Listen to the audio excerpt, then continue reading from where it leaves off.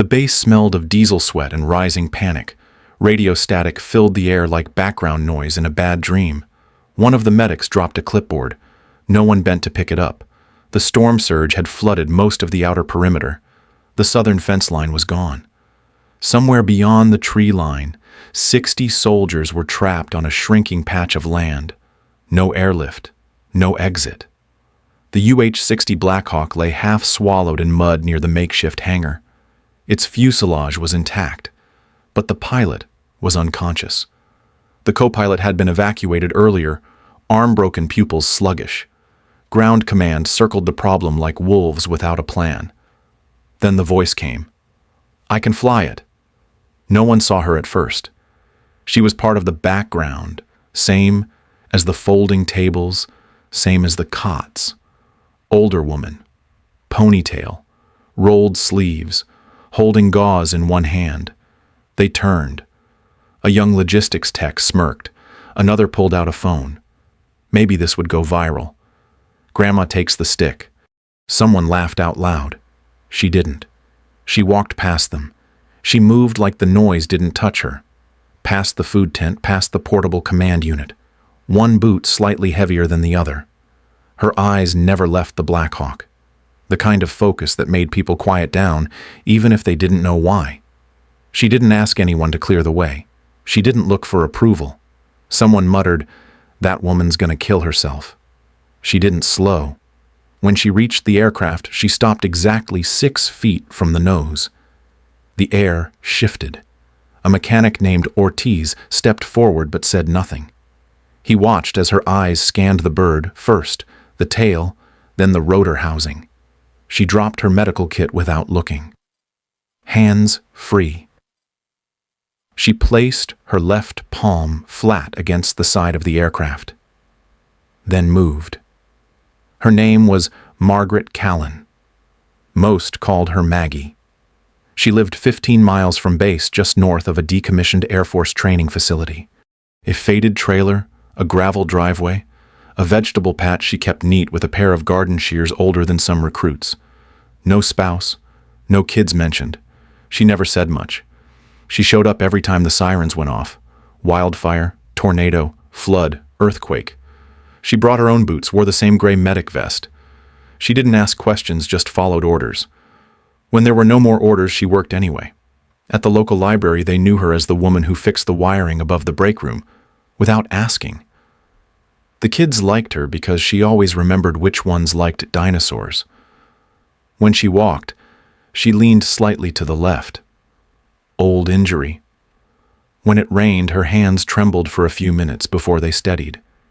She never spoke about it. The others assumed arthritis. She let them. In her closet, behind a row of denim shirts, there was a wooden box.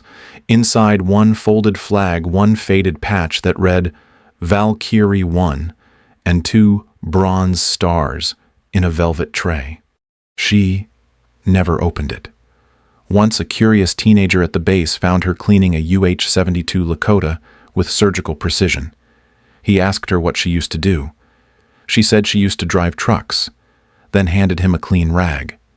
Margaret Callen didn't talk about the years before retirement. Not to the base medics. Not to her neighbors. Not even to Ortiz, who once caught her adjusting the trim on a UH-60 simulator like she was born with the throttle in her hand. She was quiet. But when she looked at a cockpit, her silence carried weight. Ortiz watched her without blinking. He'd spent 12 years wrenching helicopters for the Army, 6 of those with the 160th SOAR. He'd seen pilots move around aircraft like they owned the air itself. But this wasn't swagger. It was something older, tighter, sharper. She started with the tail rotor, fingers brushing the blades with a pressure only an experienced pilot would use, checking for delamination.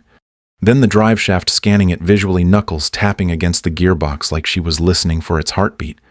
She moved clockwise. Main rotor hub, swash plate transmission cowling. Her body stayed close eyes, fast hands slow. She didn't check every bolt, just the ones that mattered. Ortiz whispered, "That's textbook." The younger mechanic beside him looked confused. Valkyrie Protocol, Ortiz said. We haven't taught that in over a decade.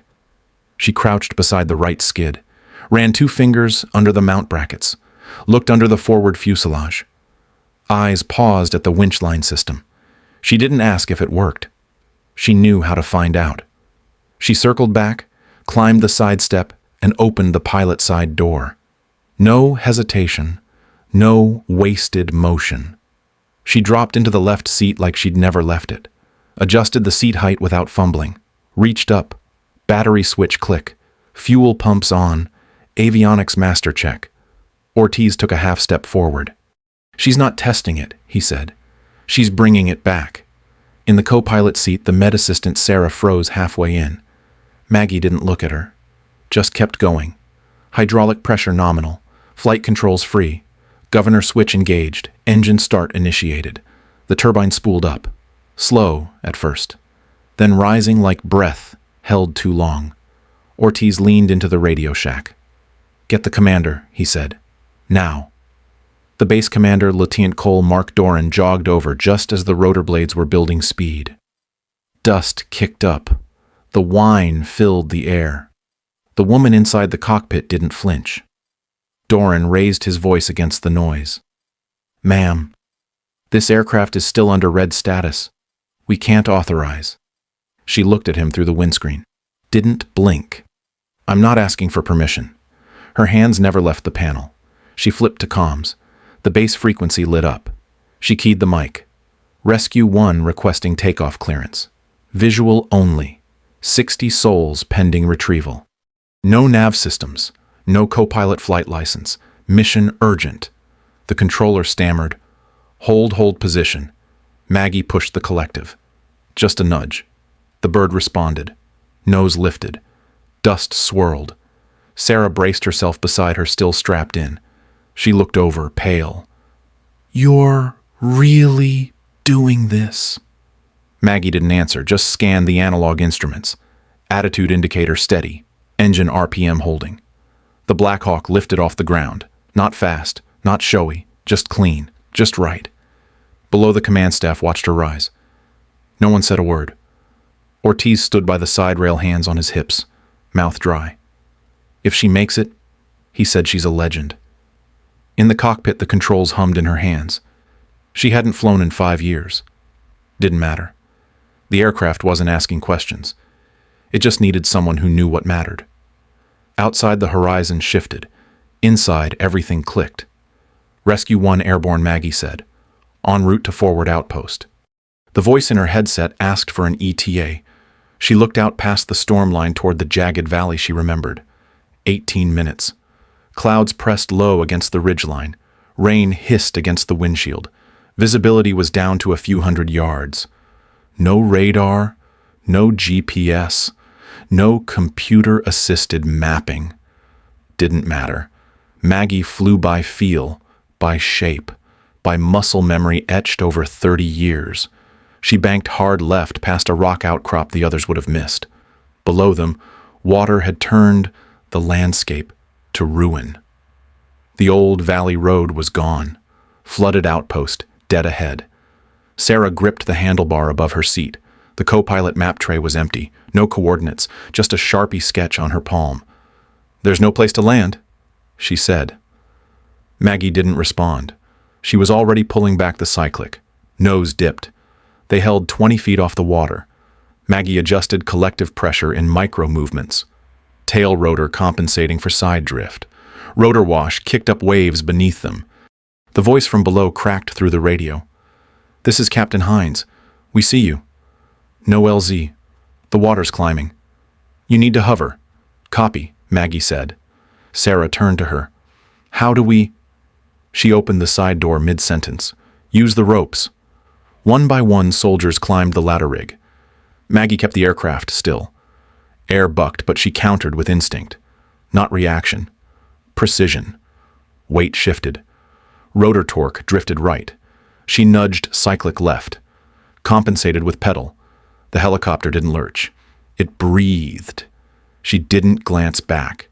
Just listened. The thump of boots. The click of carabiners. The The confirmation calls from Sarah's headset.